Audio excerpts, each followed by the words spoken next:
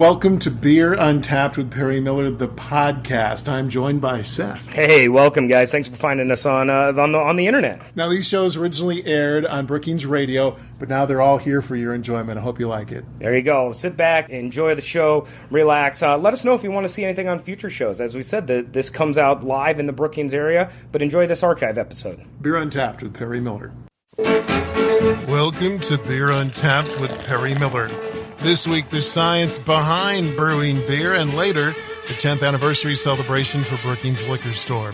While definitely an art, brewing also requires at least some knowledge of the science behind fermentation. Brewing is halfway an art and halfway science. It really is somewhere in between. You can't express yourself as a brewer or a home brewer without understanding the science behind it. You know, all the way through the process, it's applied microbiology. There's everything from fermentation to the enzymes of the malt to really, really sciencey, nerdy stuff that dictates how a beer looks, how it tastes, how it feels, how it smells. And there's little points throughout the process that the science can be tweaked to make sure of that. That's Seth Cook at Wooden Legs Brewing in Brookings. He says the science starts with the grain. It needs to be malted to make it easier to extract sugars. If you were to take field barley and try to chew on it, you'd break your teeth, and that's because there's hard starches in it. They're all bound up. What the malting process does is, through science, it breaks down those starches into sugars, and if you were to take a malt and chew on it, it would taste sweet, and it would not break your teeth. You'd be able to crunch through it. That's the oldest science there is. That's done naturally. That's a natural process of the grain growing. The maltster happens to manage the growth of the grain and turn it off at the right times.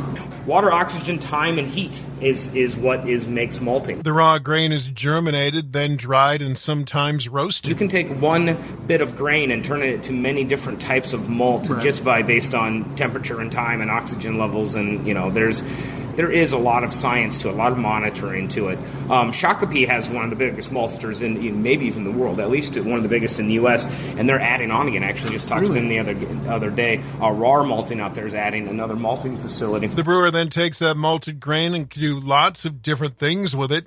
At its heart, you turn that grain into sugar water. The process of doing that at a certain temperature and over a certain time can really dictate everything from mouthfeel to the amount of fermentables in them. You can change the strength of your beer just by how warm of water you hold it in for how long. That's one of the many ways. Once you boil it, then of course we enter the science of the hops. Boiling itself is a critical part to brewing because it sterilizes the beer because we only want the microbes that we put in it to grow. It helps boil off some of the flavor compounds that are existing in the malt. It helps to concentrate it. It helps actually add some caramelization, some other flavors, and as importantly, it helps with the hops. The hops considered the spice of beer. The flavors derived from hops vary widely depending on when you add them and how much and what varieties you use. They started out as a spice, but also, unbeknownst to the original brewers, the microbiology of the hops helped act as a preservative. So the science was that they would found this plant, and the more hops they used to put in a beer, the longer it would stay. More Beer Untapped coming right up. Elastic tubes and pots and pans, bits and pieces, and the magic from the handle make it weird science. Welcome back to Beer Untapped with Perry Miller as we talk the science of beer. Seth Cook at Wooden Legs Brewing in Brookings says yeast is the key to making beer.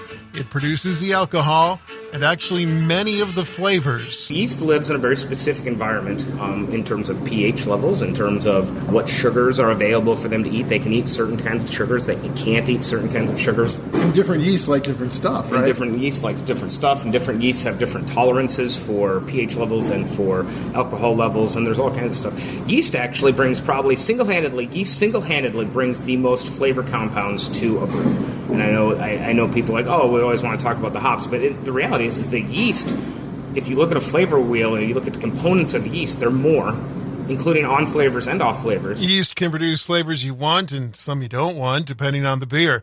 The very same yeast can produce very different beers depending on how it's treated. The Wild Hair is our lightest beer in terms of color character, but the one on tap right now is 5.9% ABV. So what we've done is we've been deliberate about the types of sugars that we put in that beer We've put enough of them through the malting process and through the brew house so that the yeast can consume those almost completely to make a dry beer and to increase the ABV. Now, if you look at on the other side, our 353 is a 3.2% alcohol by volume, and it's by design. It's super, super dark, which we still use a lot of malts in it, but how we actually manipulate it in the brew house, we actually add sugar to that as well that's unfermentable. We use lactose sugar or milk sugar. That's why some people call it a milk stout. The yeast can't consume that.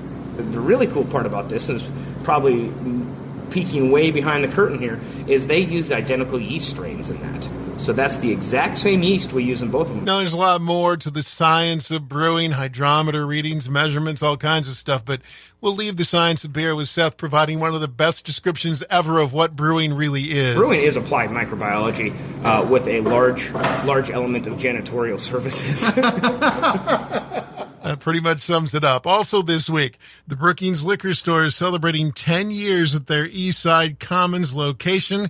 Beer guide Drew Eklund says it all starts next Monday. We're going to celebrate with lots of sales and prices. I'm just going to focus on the beer side of things, but great sales on liquor and wine and some really cool giveaways as well. Starting August 22nd on tap, we will have at least 5 different end of summer beers, last chance beers. Each one will be going for only 8 cents per ounce. So before tax, that's $2.56 for a 32-ounce pour and $5.12 for a 64-ounce pour. That's a cool sale. Yeah, it's really cheap. I'm going to start with the one I'm most excited about, which is Odell's Tree Shaker, an Imperial Peach IPA. The bitterness is toned down a bit for an Imperial IPA, which allows the subtle peach flavor to really shine through. It's a phenomenal beer, I think. The next one is also from Odell. It's called St. Lupulin, another awesome beer. It's an American pale ale. This one drinks like a session beer, but it's 6.5%. It's crisp and flavorful without, overwhelming your palate like an IPA can do at times. Also on sale on tap next week, New Belgium Heavy Melon and Boulevard Ginger Lemon Radler, and there's some package beer specials too. Summit Summer Ale and Shell's Hefeweizen 12-packs, $9.99 each. I think we also have a Woodchuck variety pack for $9.99 for the 12-pack. Be sure to stop in next week. Check out the anniversary celebration at Brookings Liquor Store. Hey, that's it for this week's show. Next week, the Wing and Brew Fest takes center stage. Until then, drink local and drink responsibly. Thank you for listening to this archived edition of Beer Untapped with Perry Miller. Feel free to listen to other episodes, and if there's anything you'd like us to talk about on a future show, please let us know. Thanks again.